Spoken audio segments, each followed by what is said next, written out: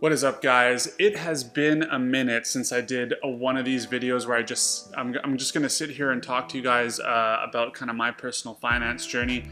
I did videos that covered, when my net worth hit $1,000 and $10,000 for the first time, where I was in life. I did those videos with the intent of talking about hitting 100K and so on, but it just got sidetracked. We got lots of stuff going on. We were learning about ETFs and stocks and things, and I will get back to doing that, but it's really important to me to put these next couple of videos out and show you guys my journey, where I'm at finally with my net worth, and then I'm gonna stop talking about it. But all I'm doing here is I just wanted to share with you my experiences, again, where I was in life at each one of these stages, and really just demonstrate to you the little things that I did to help me get to that point and where I am today. So even though this is gonna totally destroy the algorithm for me, these videos I don't expect to do very well. I just wanna have them out there. I wanna have them on the channel, there for reference, and especially for those people who swing by and are like, who's the Sean guy? What's he talking about? Why is he documenting his journey? What's so important here? So in this one, I'm going to talk about where I was at when my net worth hit $100,000. I'll talk about, the different expenses I had, the things I would do again, the things I would do differently, what helped me out. I'm still gonna talk about it in the frame of having your income being more than your expenses, but there's something very special that happens at the 100K net worth mark that you should be aware of, so just stick around to the end of the video for that part. But let's just jump into it. Get your popcorn, get comfortable. We're just gonna have a conversation. You're gonna need some food because honestly, this isn't that exciting, and boring investing is probably the best investing. So let's talk about it.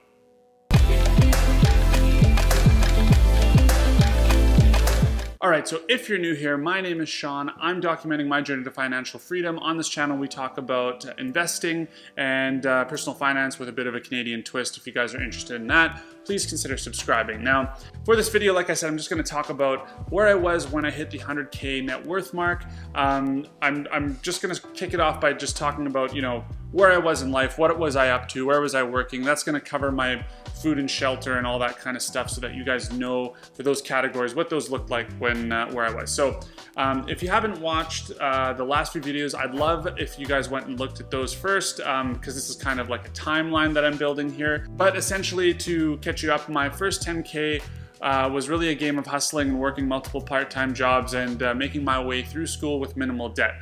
I hit 10K comfortably, I would say, when I was an intern, so I was probably about 21 years old at that point, getting a paid internship and still living at home, which obviously helped.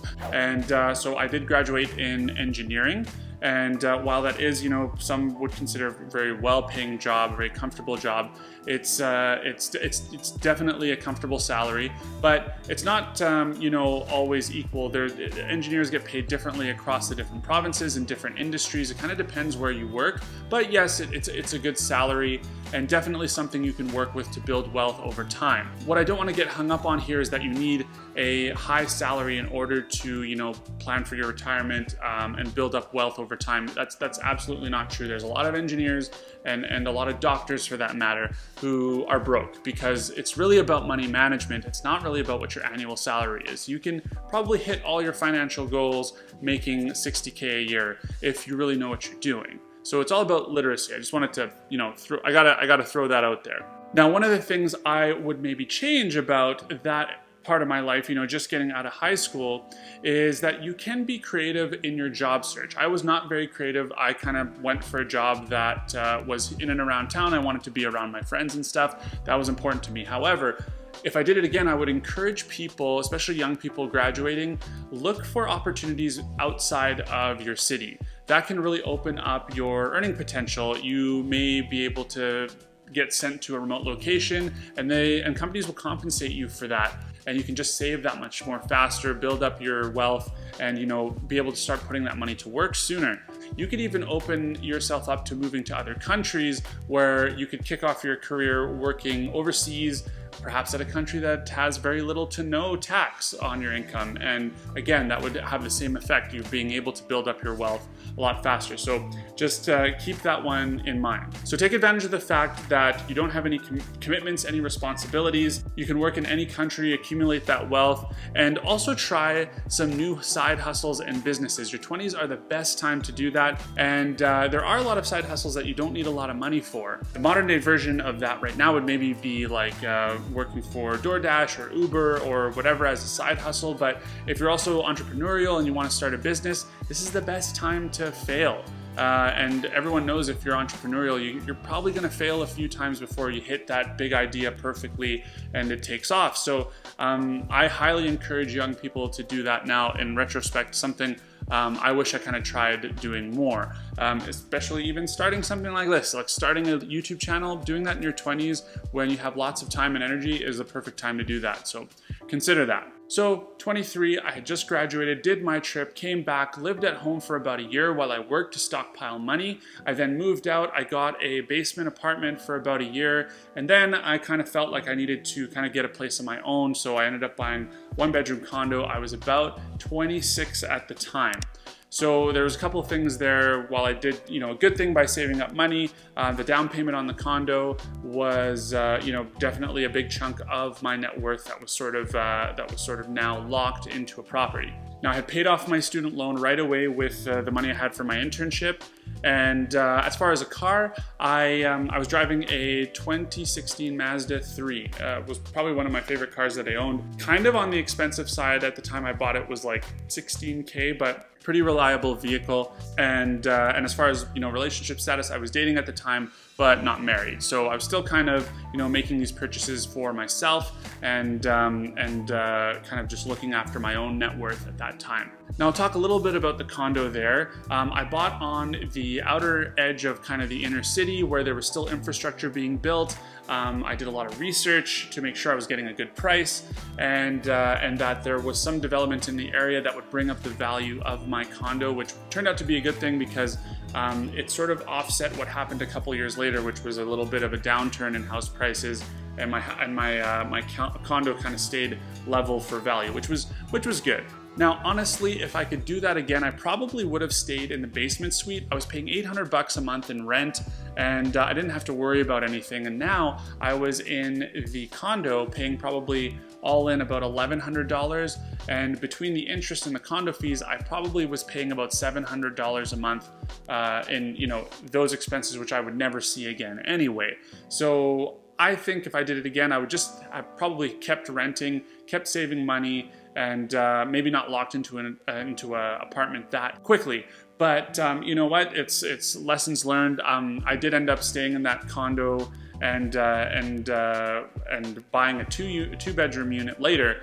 But that's for the next video. Now I'll talk a little bit about income here and full transparency. Coming out of school at that time, an engineer in my city, I was making an average salary for an engineer at that time, about 60K, okay? And what I did for the next few years was basically do any sort of exam qualification or training that I could in order to increase my earning potential. So I was able to go from 60K to about 80K in a matter of 3 to 4 years, which is actually probably the quickest I've accelerated my salary in my whole career.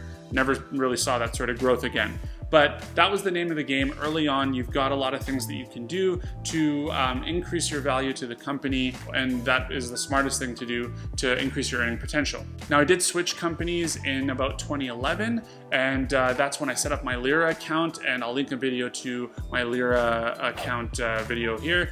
And all that really does is let me take some of the pension that I had built up at the time through the first company, and now I'm managing it myself. So that's kind of built into part of my sort of retirement plan now and my net worth. So up until now, again, just trying to work on income being more than expenses, increasing my earning potential, keeping my expenses low, okay? Okay, so now let's talk a little bit about what I was doing with investing. So I just started earning my salary. First time I was making some real money.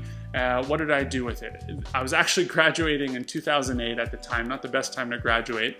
But I was trying to wrap my head around, what do I do with my money to keep ahead of inflation, et cetera, and I landed on mutual funds. So that was good at the time, because at the time, we didn't have Questrade, I didn't have Wealthsimple, we didn't have Robinhood at the time. So this was actually good. I was going to be staying ahead of inflation. I thought it was a good thing to try, and I did. I invested, of course, in 2008, which was perfect timing to start doing that. My first few $1,000s that I did that first year into my RSPs, and I think I did 22% by 2009 because that was just timing the market without even knowing it, and I came back and earned that much on my first year, which I was like, whoa, this is actually quite impressive and really made me pay attention. But this continued to do well for me, contributing to my net worth years later. It's just that later, and we'll talk about it in future videos, and I've talked about it already, the fees just became a lot, especially after your money grew, and so I ended up switching out of the bank. But at the time, mutual funds were a great starting point, and that was what I was investing in. As far as credit went, I had paid off that student loan, I had no debt, I had gotten very disciplined with my credit card and very good at paying it off every month and just collecting points, and I always was kind of conscious about being able to give back a little bit, so I started to sort of carve out a little bit of my income to go towards charities, churches, that kind of thing, things in the community, just because I felt I was at a point in earning enough that I felt comfortable doing that, and wanted to. It was just something personally that I wanted to do. All right, guys, how are you? Still hanging in there? Do I still have you? This is the part of the video that's kind of the key and most important, is hitting that 100K mark. Now, what I'm trying to drive home here is that up until this point, living in moderation, trying to watch your budget, saving a little bit of money here and there does have a significant impact on your net worth. So what I mean by that is, you know, you're eating out, your entertainment, all that kind of stuff. Do that in moderation. That's what I did. I still did it, still had fun, still did trips and stuff. I just was trying to save money here and there because I had my net worth and my financial goals kind of in mind, right? What I don't like sometimes in the whole personal finance community is that people get on you when you're telling people to save, you know, $5 a day on coffee and save $1,000 a year or whatever it is, right? And people say, well, that's not the way to get wealthy. It is if you're making under 100K. $1,000 a year is 1% of your net worth if you're kind of around that mark, right? If you're able to do that and you're able to save a little bit on eating out and this and that, let's say you're able to put away $300 a month. Well, $300 a month is $3,600 a year. If you took, let's say, half your net worth at 100K, you put $50,000 in an index fund that pays you 7%, well, that's $3,500 a year. So what I'm trying to say is kind of like, this is that point where maybe investing starts to be able to earn you more if you're putting in half your net worth, which is like a huge goal for a lot of people to be able to do that much. But up until this point, if you're able to save yourself here and there a few $1,000s, that's actually quite significant. It's at this point that you should be kind of starting to focus on investing a little bit more and doing that wisely, making sure you're not paying too much in fees, because this is where your net worth really starts to take off, and you'll kind of see that in the next couple of videos. So to just kind of sum up is that the 100K mark is when you should start really kind of focusing on your investment, making sure you're educated about it, putting regular contributions from your paycheck right off the top into that, the dollar cost averaging into index funds. This is where I would start doing it. In the next video, I'll talk about, you know, when I hit 500K, and I'll probably go a little bit beyond that with some other videos, and you'll see that I'll start to talk a lot more about investing and the personal finance side, less about my expenses and what I spent on food and entertainment and that kind of stuff, because it starts to matter less after this point. And again, it doesn't matter what your annual salary is. If you use these principles, it may just take someone who has a higher annual salary, like less time to hit 100K than someone who has less, but you just use these same principles from the first 3 videos and you will get there eventually. As long as what you're making covers your basic needs and whatever, and you can invest a little bit each time, especially if you're starting in your 20s, then you're really setting yourself up for success and making this easier on yourself in your 30s. You'd be surprised if you decided to start investing in your 30s how much more you need to be putting in every month versus starting in your 20s. So I'm gonna stop right there, not to make this video too long, guys, but I just wanted to have this put out there. Thank you for making it to the end. That's awesome. I wanted to just have this out there. If you have any questions about what I did in my 20s, how did I navigate certain, you know, personal finance kind of minds, if you will, like buying your first place and should you rent or mortgage or whatever, let me know in the comments. I'm totally open to letting you know what I did. This is just my personal story, my kind of lessons, and I'm hoping to just pass them on to you. So until next time, have a great week, guys. Spread the wealth. We'll see you in the next one. Bye.